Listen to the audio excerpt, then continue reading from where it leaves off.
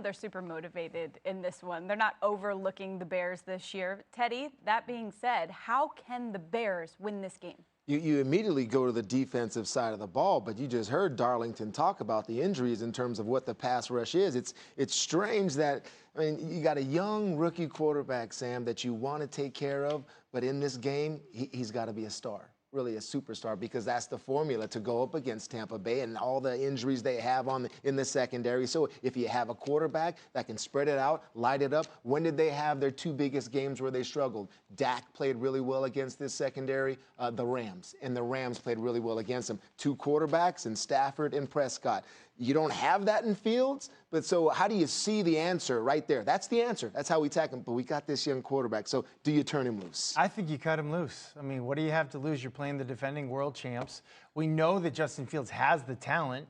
You can sometimes as a quarterback, it's easier to throw the deep ball than it is to throw the short ball. I mean, there's all those people right in front of you. When you're throwing a post or a go or a corner, Randy, you know, it's basically one-on-one. Can I hit it? And Justin Fields is one of those guys that has tape. Just roll the tape from his college. He can do it. So if they can simplify the game, this could be just the perfect coming out party for a young quarterback that struggled in his first start, but they keep winning games as he's kind of developing. And so I think that's the answer. I mean, essentially, you can't get away from running the ball and that kind of thing, but take your shots. I said this before, one a quarter. One shot a quarter has to be the minimum for this team today. Well, you know what's funny? I mean, Matt, this team's doing much better on offense because they have been running the ball. But man, oh man, this Tampa defense is so stout up the middle, and especially ain't no running. People throw in the towel before they even start the game. Right. It's like, but I think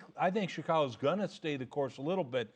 But you're right, and not just taking shots. What did you tell me last night? Rex, is not about taking shots, because that was my point. He goes, it's about hitting those shots. So I'm going to steal it from you, Matt. You took my shots. No, they got to hit some of these shots. And you know what? This would be huge for this young man right here. If you come out there, have some success, my goodness, that team all of a sudden is going to be like this. However, we'll see. It's going to be tough. But Tampa's, their back end doesn't scare anybody. Neither does their pass rush. So to me, maybe this kid will have a chance to make some of those plays. Being able to take some pressure is what we always talk about when dealing with young QBs. And I think in Chicago Bears case, that's what the running game has been doing for a young Justin Fields. Matt, you talking about let it go. Maybe being able to move the pocket for him, getting him out the pocket to be able to steal some yards with his legs and make some plays with his arms while he's moving. Because I really think that if they leave him back there in the pocket, that's where they're going to feast on it, because they are very good at playing defense as a whole unit. But let me flip back to the other side, to the Tampa Bay Bucks. You know, to me, in my personal opinion, I really think that the Tampa Bay Bucks has the best wide receiver core in the National Football League. Why? Because of the veterans. Because you know what Mike Evans and you're going to get from Chris Godwin, because they were Tampa Bay Bucks way before Tom Brady.